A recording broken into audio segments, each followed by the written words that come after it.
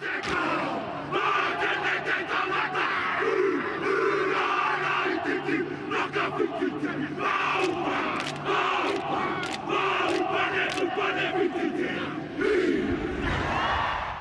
evening everybody, welcome back to the Black Jersey. It's your boy Max and I'm the host of this channel, and wow, what a rugby championship it was for the All Blacks.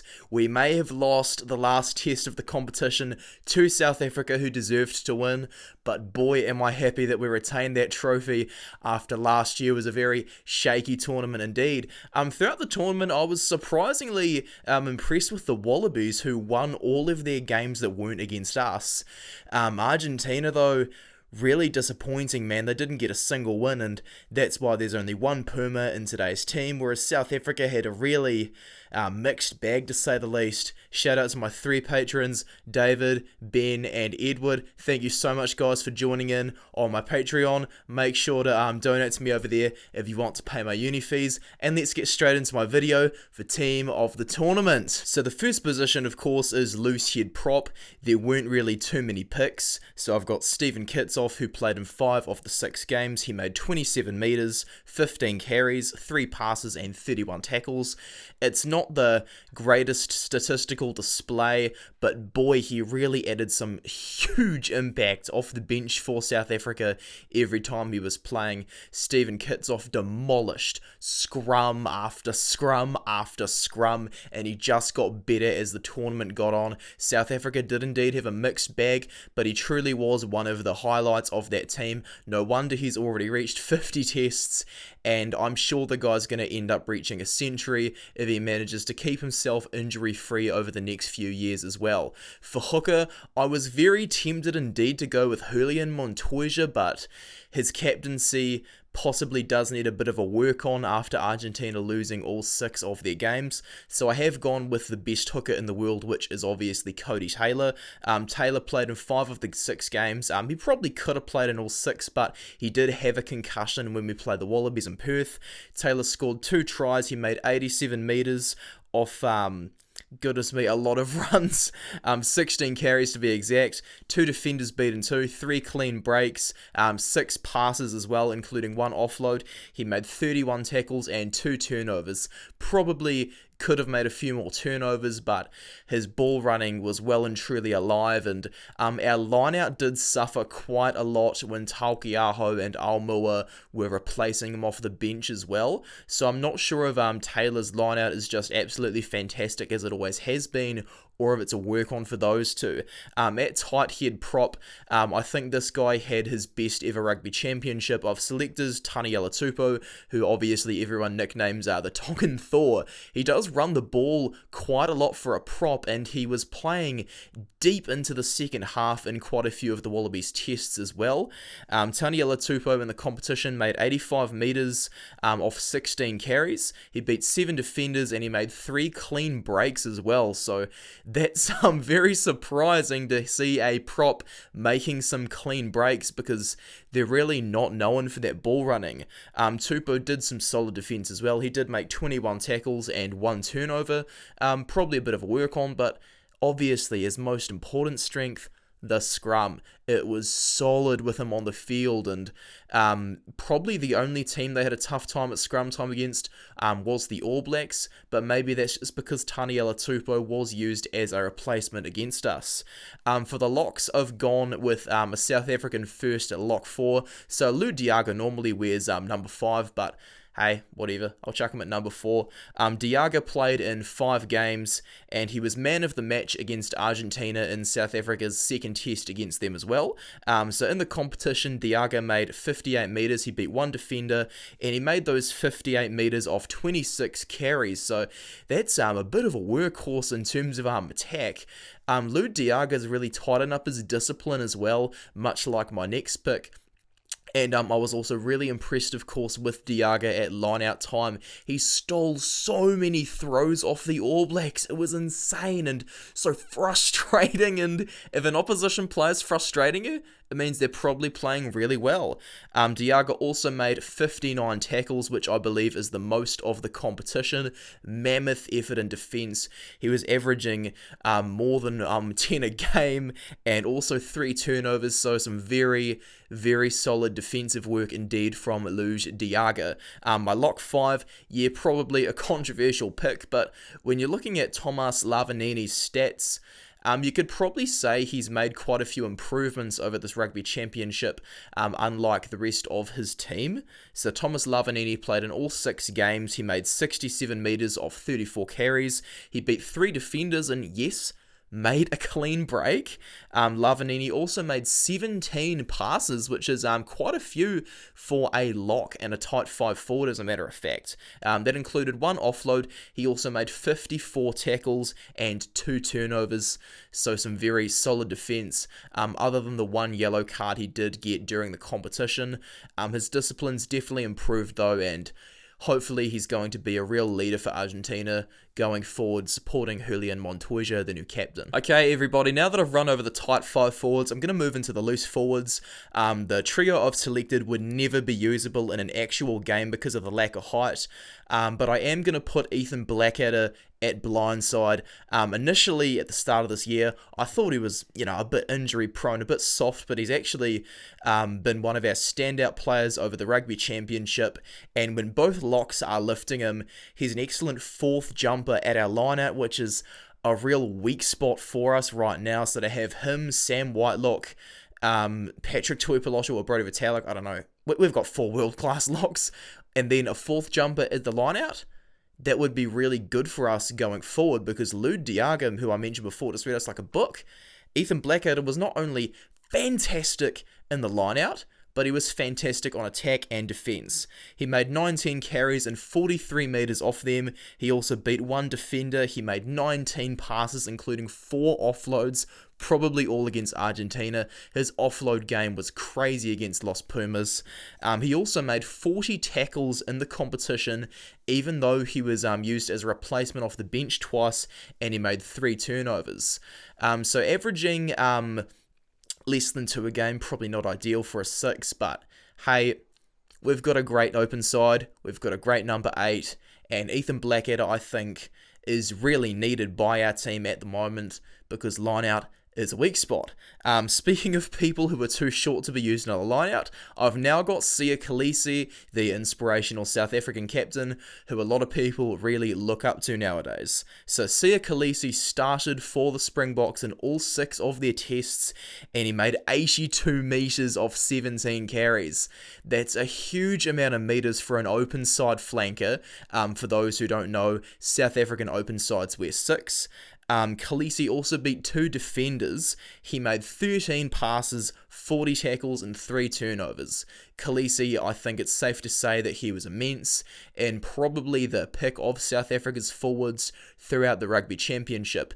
Now, speaking of players who are a bit short to be in the line-out, at number 8 I've got Ardie Savia, the brand new All Black captain, who I did indeed mention quite a lot in my previous video. So Ardie Savia played in 5 of our games. He could have played 6, but he also had a concussion, much like Taylor. Ardie Savia scored 2 tries throughout the competition. He also made a grand total of 146 metres off only 25 carries. The man carries so hard. What a beast. He also beat 12 defenders and made 1 clean break.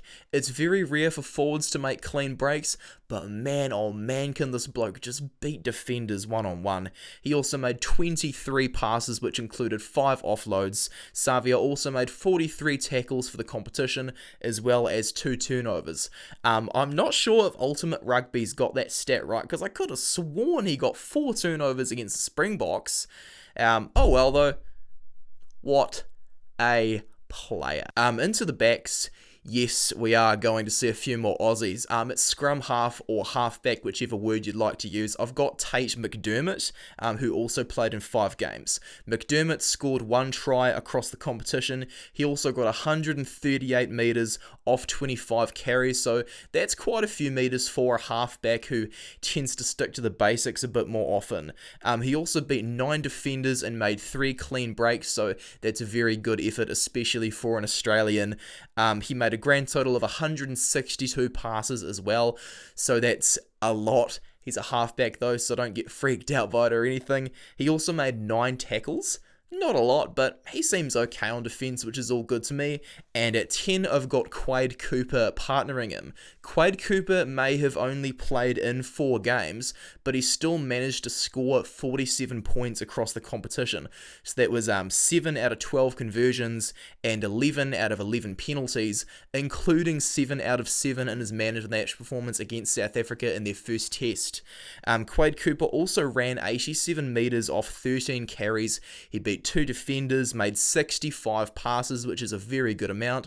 That did include 5 offloads. He's always been very good with the offload, as those who watch his highlights know. He also made 26 tackles, which is actually a fair amount for a first 5, and he did make 1 turnover as well, so again, very surprising to see backs making turnovers. Probably more than some forwards in the competition, actually. Now, left wing, that was a really hard position for me to pick, just like Lucy had prop and blindside flanker. I had to include the best 13 in the world, and I had to include Rieko Ioane too, so I've got Rieko there on the left wing. He played in all 6 games, and he's playing massive minutes for the All Blacks under Ian Foster. Rieko got 2 tries in the competition. He made 556 metres in the competition. He beat 15 defenders and made 7 clean breaks, and this is all off only 29 carries. It's nuts. Rieko also made 42 passes, so interestingly, he made the most passes of any All Black back that's not a halfback. He included 6 offloads into his 42 passes. He also made 25 tackles, which is a pretty good amount. He also got 1 turnover because Rieko's defense is just getting better and better. At 12, I've got David Havili. I was considering him being a nomination for best All Black of this tournament. I didn't end up penciling him down though because he was a bit average against South Africa. It was still enough though to get him into this team of the tournament, and as you can see, it was Geordie Barrett who took out the vote as amongst our followers rather. Anyway, so David Havili, he played 5 games. He scored 3 tries, which was the most of any All Black, tied with Will Jordan. He also made 246 metres. That's a huge amount of metres once again, and that's off only 39 carries. He just ran riot against the Wallabies in particular. Havili beat 11 defenders too and made 3 clean breaks, including that amazing intercept try. He made 27 passes, including 5 offloads. He also made 35 tackles and 1 turnover.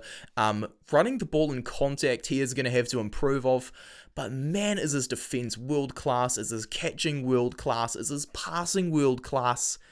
This guy is going to get better, I'm telling you now. And next time we play South Africa, he's not going to be ordinary like last time. At centre, the best centre in the world, who I was mentioning before, I think that's Lucanio Arm. South Africa, I mentioned before, yeah, mixed bag, but they've got the best centre in the world. Man, can this guy defend and pass. I was so wrong about Lucanio Arm when he debuted. I thought he was good for nothing. I thought he was boring to watch, but he's just become so amazing. And I'm not kidding, he is the best centre in the world, even if he's not a Kiwi. Lucanio Arm played in 5 games and got 1 try. He made 155 metres off 17 carries. Huge average meters run again, 6 defenders beaten and 1 clean break as well. The guy only made 6 passes, which I think speaks volumes about South Africa's kicking game.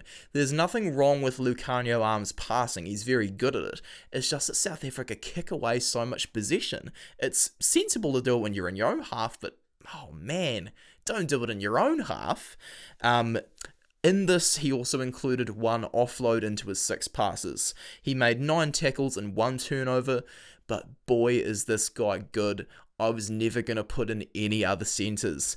At 14, I have my father's player of the tournament, who is also the top try scorer. This is Andrew Callaway. For an Australian, he's actually pretty agile and fast. So yeah, this guy got 7 tries. He played in all 6 games. He made 309 metres off 30 carries. He beat 23 defenders and made 10 clean breaks. That's so high. He made 16 passes as well, which is unusual for a winger. They normally don't pass. He also made 3 offloads, 23 tackles and 2 turnovers. Very respectable for an Australian, and I think he's going to be a real weapon for the Wallabies going forward, as they appear to be having somewhat of a resurgence under Dave Rennie. And now the player of the tournament that my audience on Instagram voted for, it's Jordie Barrett. Jordie Barrett played in all 6 games, and he really just came to life in this competition. I said earlier in the year when I made my review about who should be starting at fullback that he's the best fullback in the world. Yeah, absolutely. This rugby championship proved me right on that one. Jordie Barrett played in the 6 games like I mentioned before. He also scored 53 points because Brodie Retallick and Adi Savia didn't want Bodie kicking. Jordie got 1 try, 9 out of 12 conversions, and 10 out of 10 penalties. It's just phenomenal goal-kicking statistics from Jordie Barrett. He may not have scored the most points in the competition, that was Handré Pollard, but goodness me was he an impact for the All Blacks. Jordie also ran 336 metres off 53 carries. He beat 21 defenders, made 5 clean breaks. He also made 33 passes, which is rather unusual for Jordie Barrett because normally he passes more than he carries. He also included 6 offloads into his 33 passes, and he did make 7 tackles. Not only that, but he diffused every single high ball that came our way. I never saw him knock a ball on. Jordie Barrett, just so world class. Now that I've gone through from jersey 1 through to jersey 13, I do regret to tell you guys I'm not naming a bench. This competition was, I think, just a bit short for me to name a bench. I'm very excited though to see who's nominated for World Rugby Player of the Year. I think it could be somebody who featured in this competition because it was amazing, even though it's only so short. I'm very excited for next year's Rugby Championship. It's been so good to cover it, and I can't wait for the end of year tour. So make sure to follow the Black Jersey over on Instagram, subscribe to us here on YouTube, and click the notification bell so you don't ever miss a new video. Like it and comment as well to help me out with the algorithm. If you want to pay my uni fees, as I said before, head down to Patreon or Subscribestar if you prefer that service. You're more than welcome to join our Discord server too. It's always pretty good to have a yarn with you guys and see what you're feeling about a game. And once again, thank you so much for all the support. I'm actually appreciating it like so much, guys. So yeah, end of the video. Thanks so much for watching. I'll talk to you again later, and it's your boy Max signing out.